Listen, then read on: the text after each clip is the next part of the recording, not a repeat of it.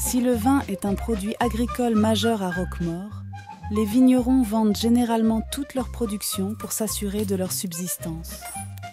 Si une famille vigneronne peut vivre avec 1 à 2 hectares de vignes, elle doit tout acheter, et avant tout, du blé en grande quantité, afin de pouvoir s'assurer le pain quotidien.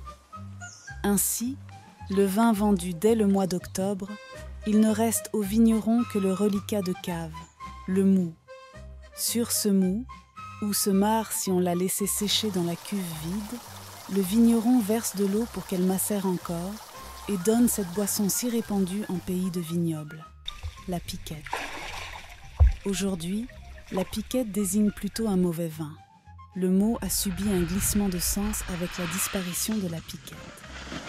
Titrant à 2 ou 3 degrés d'alcool, cette boisson répondait à la soif et permettait de rendre potable des eaux puisées parfois malsaines. Mais la piquette était avant tout une boisson qui ne coûtait rien ou presque. C'était une boisson pour tous les jours, une boisson légèrement calorique qui requinquait le travailleur des champs, une boisson pour tous. Une fois faite, elle est tirée de la cuve puis mise en tonneau, la cuve étant souvent un tonneau de grande dimension. L'historien qui a réalisé l'étude préalable à la conception de Roquemaure Muséo en a eu la preuve dans une affaire judiciaire très riche en informations pratiques. Les pièces de procédure de cette affaire se trouvent dans la liasse 8B23 des archives départementales de Nîmes.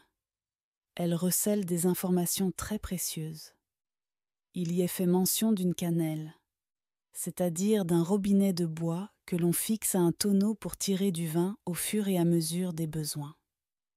Il est aussi question d'une veuve vêtue de noir qui se plaint de Pierre Chambon, qui, au prétexte qu'elle lui appartient, serait venue enlever une cannelle de l'un de ses tonneaux, provoquant ainsi la perte d'une partie de la piquette qu'il contenait.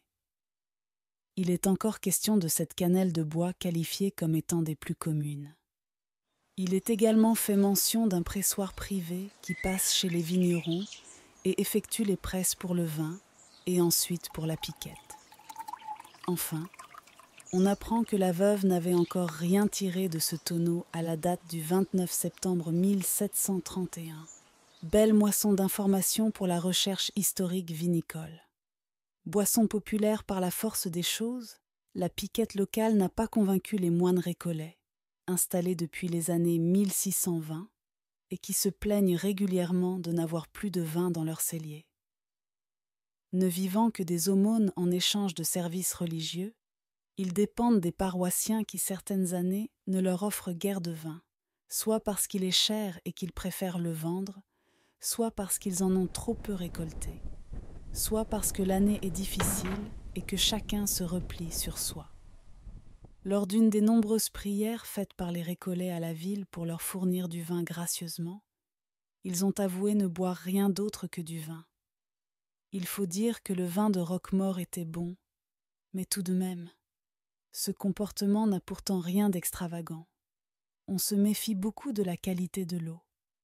Après la Seconde Guerre mondiale, un villageois de Saint-Alexandre près de Bagnols-sur-Cèze, lors des enquêtes menées pour comprendre une grave intoxication alimentaire survenue à Pont-Saint-Esprit en 1951, un témoin d'une 50aine d'années avait expliqué n'avoir jamais bu d'eau de sa vie.